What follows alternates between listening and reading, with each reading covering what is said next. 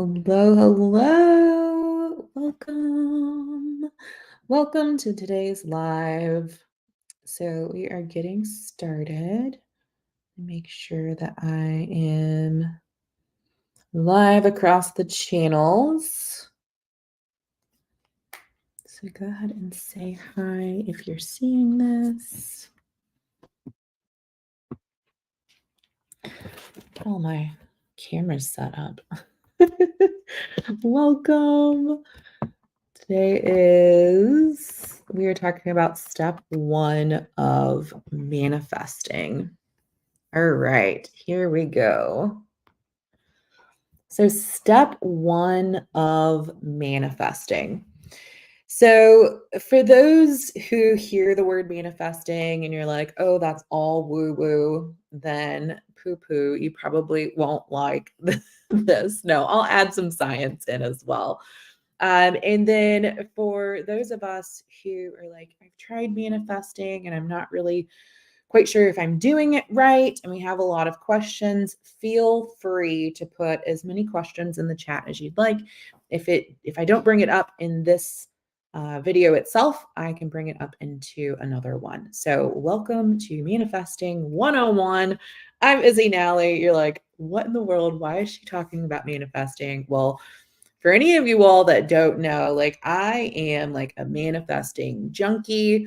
I have been on this search to find the perfect recipe to manifest for a very long time. And in fact, gosh, I think it was 4 years ago, I actually created an entire course called Amplified Abundance that is all about manifesting and what it essentially talks about. And that's not the purpose of this video, but getting into what I was teaching is combining the hypnotherapy with the subconscious work, combining these ancient philosophies, things like The Secret, and looking at how the brain works, looking at what people are teaching and what's working versus what's not working. What are all these missing pieces? And one thing that I found within studying with the Modern Mystery School was that a lot of times these ancient books, even like the Hermetica or books that people are writing in the 1800s, early 1900s, they were actually purposefully leaving out bits because it was intended that you would study and have a mentor. So there were pieces missing on purpose. That for me was like, okay, now I don't feel like there's something wrong with me. So I first just want to give you that bit of information. But today, for step 1, we really need to understand that, and I might get the stat wrong, but regardless, you'll get the point. Our brains and our bodies, yes, and our bodies are taking in, it's like 20 million or 20 billion parts per second of information from the sounds, from the sights, from the hearing, from, what we're feeling, from other people's energy. And I think it was the book Blink, like how we have these automatic reactions constantly, and our body and our brain is picking up on things before we even consciously know. Keep that in mind, because when we have a very clear definition and we give our brain the words that it needs to cipher through all of that, because it's going to be doing it regardless. Whatever your conscious and subconscious mind believes, your brain is going to be filtering out this stuff to validate you. Us as humans, we love to be validated. We love validation. And so whatever you believe will become true, because that will be the information that you filter through and validate to your brain. That's the science part. Now, how do we actually reprogram our mind to look for what we want it to look for? Well, there's different ways. There's never one and one only path to do something. So some of that can be, and I like to take a holistic approach where we do a little bit of a few things to get this perfect concoction. And one of those things is what we're going to be practicing today, which is creating a Sankalpa. Now, this comes from the yogic philosophy or Vedic philosophy. And so we're going to be looking at that. Now, you probably have heard very similar things of this that is being utilized in metaphysics and typical manifestation things. That's great. When you see something repeating in different ways of doing, that says that that is most likely true. Especially if it is in some type of um, biblical or ancient wisdom text. Even the Yoga Sutras say, take everything that I'm doing and compare it to your wisdom text. And if they are in alignment, then you can proceed. So that's one misconception in yoga. A lot of times people are like, oh, yoga is Hindu. No, yoga is not. It is rooted in that culture. So those examples are being used. But they're examples. And I won't go into all of that today. That's a whole hour lecture in itself. But today we're talking about creating our Sankalpa, which is step number 1. Because no matter how much work we're doing on releasing, on healing, on trying to attract, if we do not give our brain the words and the direction and the focus that it needs to filter out all of this stuff to start validating what we want it to actually validate, because yes, it will validate things that we might not necessarily want. That's why the releasing part is key. So setting a sankalpa is claiming. And claiming is a very big aspect in hypnotherapy and in the mind resetting. Claiming is also big in metaphysics. So if anybody didn't hear, I'm working on my PhD in metaphysics. So claiming, and then the sankalpa says is stating as if it is already true. Now, if you've not done a very authentic yoga nidra where you set the sankalpa or you revisit your sankalpa each time you do it, I recommend doing that. We're going to state it as if it's already true. So we are taking away of all of the I wants, I wish, I'm going to try, all of this, what I call limbo talk. We don't need to be in limbo. We're not in this waiting game. We are in becoming a magnet, which is a way of looking at it, aligning frequencies. So it's not, I need to be at a high vibration in order to attract this. You need to be at a vibrational match in order to attract it. A vibrational match. So what this looks like, you're just going to start with listing out your goals and what you want, what's important to you, knowing your values. All of these things are extremely important. And when I say to do that, most of us go, that sounds like a lot. That sounds like a lot of work. But if I was to ask you, out of this whole year that you want to create, when you are next year at this time, what does life look like and how can you summarize that? Because what I don't want for you, and I've done this before, so I know what this feels like, and I'm sure you can imagine as well, as when you check in with yourself next year and you're at a backpedaled spot or in the exact same spot with no progress, it feels kind of crappy. Has anyone ever had that feeling? And so in a practical, in a way that feels entirely possible, where do you want to be next year when you are setting your goals next year? Now, we can do it from that point. Another way I love doing it is in our 5 to 10 years. Not everyone can think that far in advance, so that's why I use next year. If you have the capacity right now, meaning you are not in such deep scarcity and survival mode, that you are able to, and there's no shaming if that's where you're at. I like to say that there's no shame. It's just facts and awareness. If you are able to picture 5, 10 years from now and want you to create, then go there. What is that version of you creating goals and planning for? Because we want to be into that energy. What is sacred? What is valid for that version of you? Bring it into the now and tune into that version of you. So the version of you next year or the version of you 5, 10 years from now. So take a moment and you can close your eyes or look down and just breathe into that. And what is that feeling? What is that lightness? Where are you feeling? Is your heart warm? Is it a sense of freedom? Is it a sense of family and connectedness? Is it a sense of community and connectedness? What is that feeling?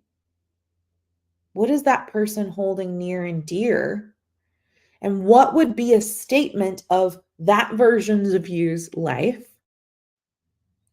that you could write out almost like a motto or, like a, family creed if you were going to have that on the wall?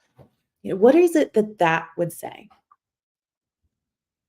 And it's like, I have a life of abundance. I value my family time. I have a business that is balanced, of work-life balance. And write all of that out. Let yourself start with a full journaling activity because we need to expand in order to filter it down. And as you filter it down, try to put it in like one really long sentence, two short sentences at the most. Okay, so first and foremost, you're going to do this activity, you're going to write it all out, and then you're going to consolidate it into a very powerful statement for yourself. After you have that very powerful statement for yourself, the Sankalpa, that you could state to yourself every single day until it is so easy to just state it and embrace it. We also need to do an additional journaling activity that would be, so we've got 1, the expanded, 2, the consolidate, 3, additional journaling on why this is important, who does it benefit, including yourself. How does it benefit your life, but also how does it benefit others? So we examine this ripple effect. And through this ripple effect, we will then encompass all of the energy from that so that when you read your statement, you can feel that feeling because the universe doesn't speak in a specific language. The universe speaks in the feeling, the vibration, the vision, everything that comes along with this. Now, why are we doing this? So I've given you 3 steps now. Why are we doing this aside from just writing a bunch of goals? Because all of those goals should be in alignment with this statement. It will be easier for them to come true if you are this person making these things happening. So often, many of us are creating this, I want this, I want this. And I want you to imagine, I invite you to imagine if you were at a nice restaurant and you are placing an order. Now, it is perfectly fine to say, I'm not really sure what any of these things on the menu are. Can you help me with clarity on what these things are and helping me decide what it is that I want? That can be an exercise of itself. But if we were to tell the waiter, I want this, and then they go off to make it and they come back to refill your water glass. And you know what? I changed my mind. I actually want this. And so they go back to the chef who was halfway through your order and they say, cancel. They actually want this. They start to make it. And then you keep doing this. And then you're sitting there frustrated. Your partner or whoever you're with has already gotten their food. And you're going, why isn't my food ready yet? Why is this taking so long? You know what? Cancel that order. Just bring me a salad instead. And we keep changing this up, and then we are getting frustrated because we haven't received our order. But if you were super clear and you were like, I want this and this, place the butter on the side. If you could too, do these things and this would be perfect. Sometimes that custom order can also take a little longer, but most of the time it doesn't.